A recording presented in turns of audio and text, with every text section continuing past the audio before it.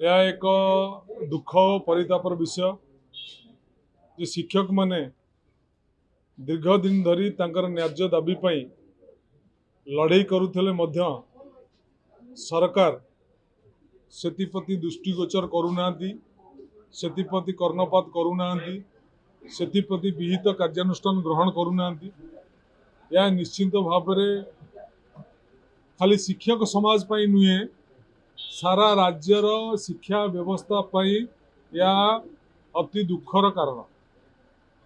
एवं सबुठार आउ गोटे बड़ कथा होइछि जे ओडिशा आदर्श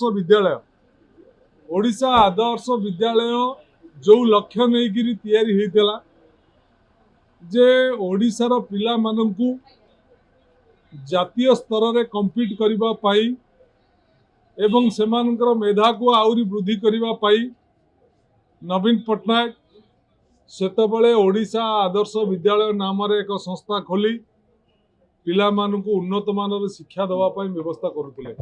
किंतु वर्तमान देखा जाउची ओडिशा आदर्श विद्यालय दिनकु दिन तळकु खसुची।